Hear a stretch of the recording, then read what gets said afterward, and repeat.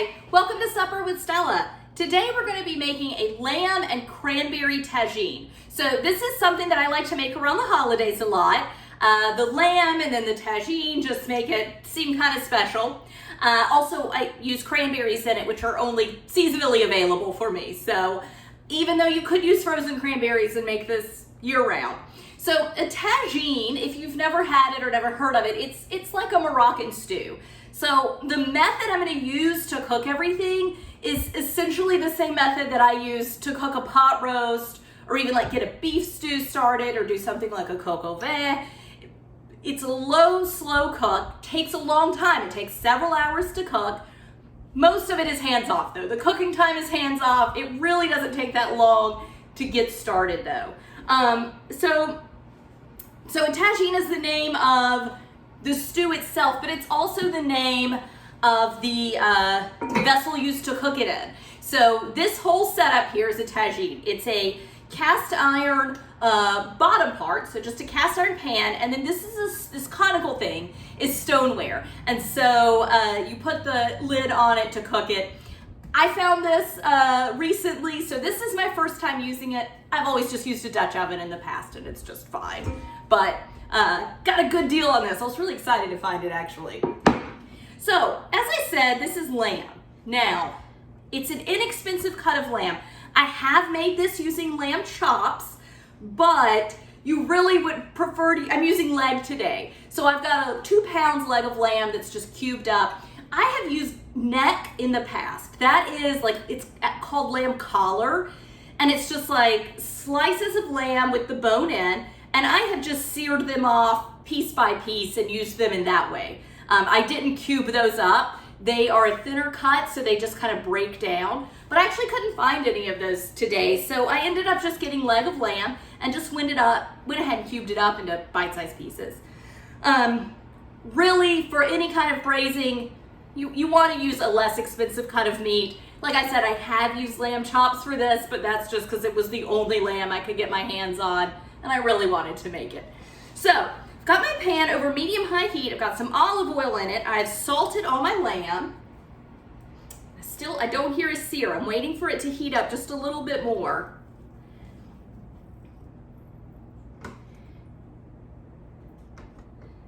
And so what we'll do, like I said, really similar to how we make pot roast, is give all the meat a really nice sear, get it brown on all sides, remove the meat, and then start cooking our vegetables, which our vegetables for this are pretty minimal. It's onions and ginger, those are our aromatics, and then cranberries. I really wanted to find a way to use cranberries other just than in cranberry sauce, which is delicious and probably the best way to use a cranberry, but around this time of year I always try to find another way to use them. Oh, it's still not ready. One problem is this little like burner plate. It's much smaller than this pan is. Okay, there we go. So I'm going to put all of these pieces down individually, and I'll probably need to do this in a couple of batches. This is a lot of meat. But what I want to do is get them fat side down and just start rendering that fat out.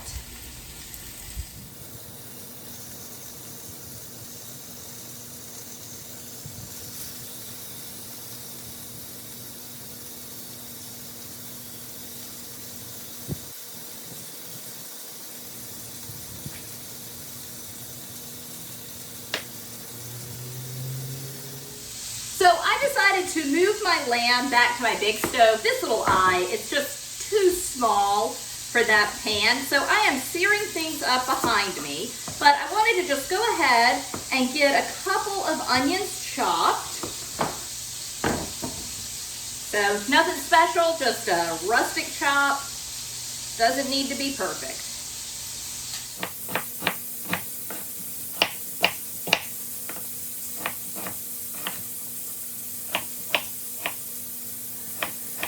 Okay, so I've got all of my lamb nice and seared up, and we're not really trying to cook it through.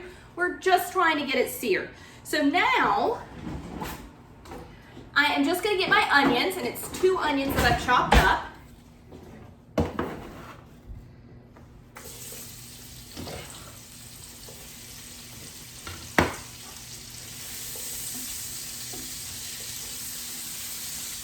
Okay, so just gonna let those soften.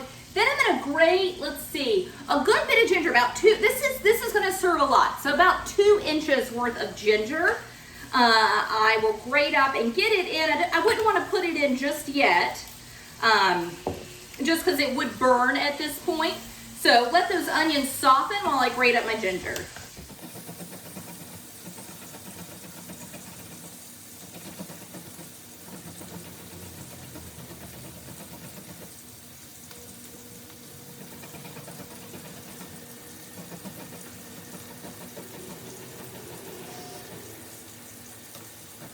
The onions are pretty soft. They're getting some good brown on them, so I'm going to get my garlic in, toss it around. I'm going to knock my heat way down. Oh, that smells so good. So now for my spices. And so I'm going to do a teaspoon each of allspice, cinnamon, cumin, and turmeric.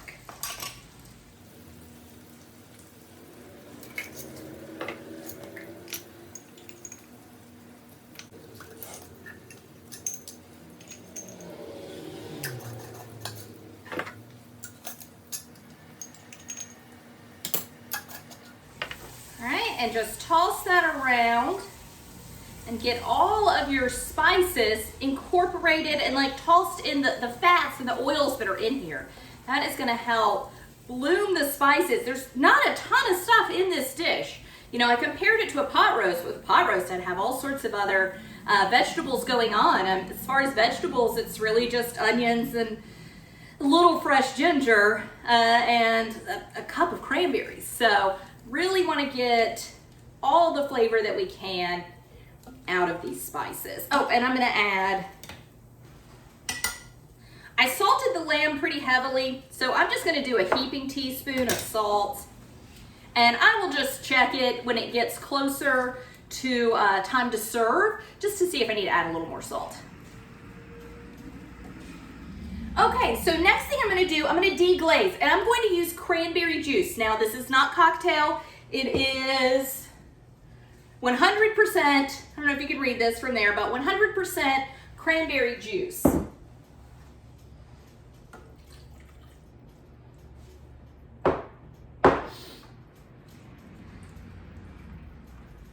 So this is the time, so with the acids in this cranberry juice, makes it easier to kind of scrape up anything that's stuck to the bottom. And some of those spices have stuck to the bottom, so just get them scraped up.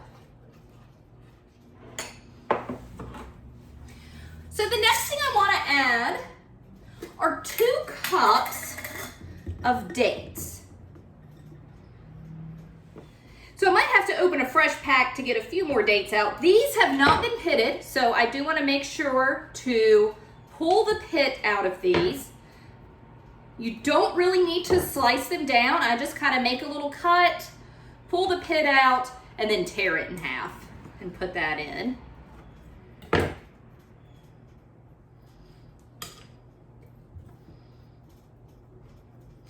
And I always prefer to buy my dates with the pit still in them. They're just, because they haven't been sliced into yet, they're a little, they just hold up a little better. They don't get stale as quickly, or not so much stale, but like hard. They'll harden up a good bit.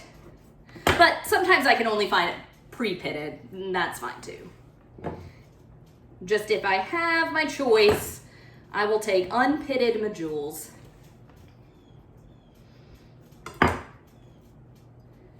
And I do love dates at the holidays. I've got so many recipes, mostly little like appetizers of stuffed dates.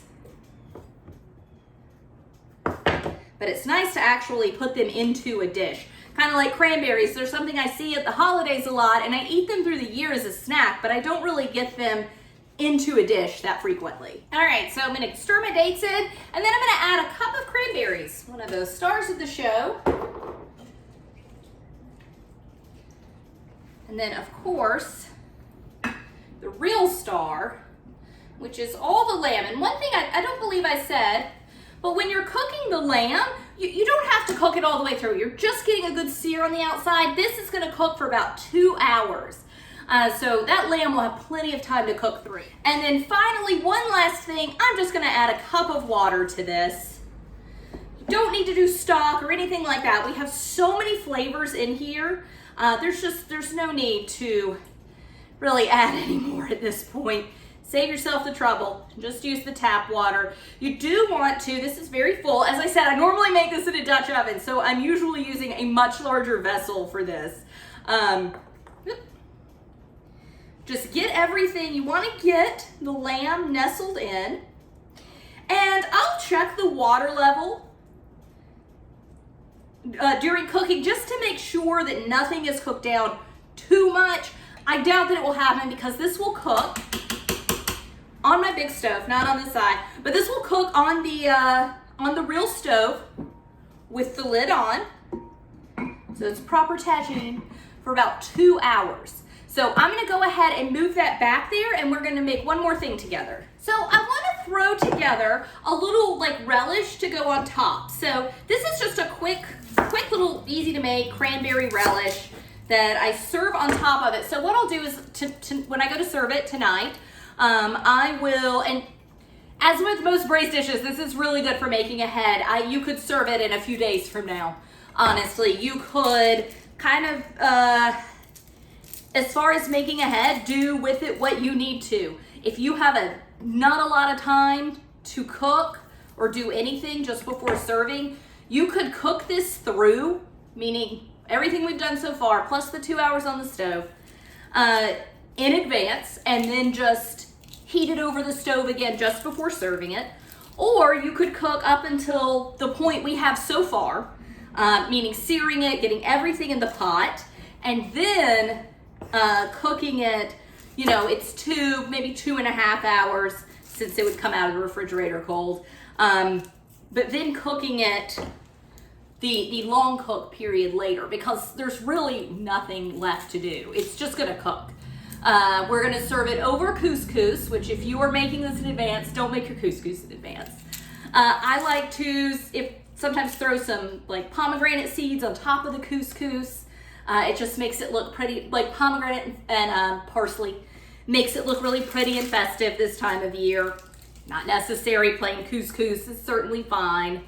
But served over couscous, have this relish on the side. This relish can, just like we're doing right now, it could be made in advance. It could be made several days in advance.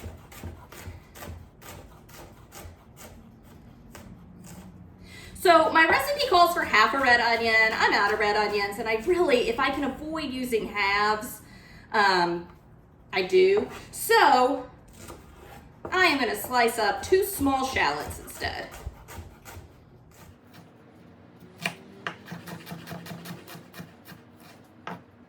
And with the fattiness from the lamb and just like all the richness from all of those spices and everything that's gonna cook together, this is just a refreshing little topper that really just makes everything taste great. So let's see, half a red onion, reading my recipe, half a red onion or a couple of shallots. I'm gonna mix in a half cup of the same cranberry juice.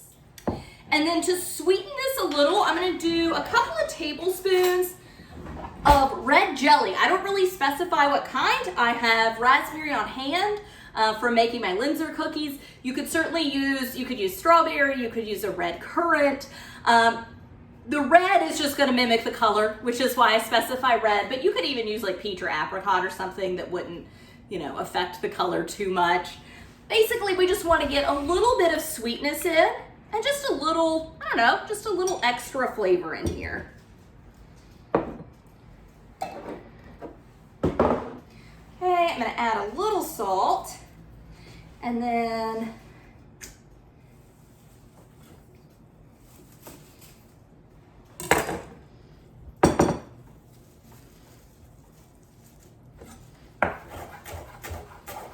just some rough chopped parsley.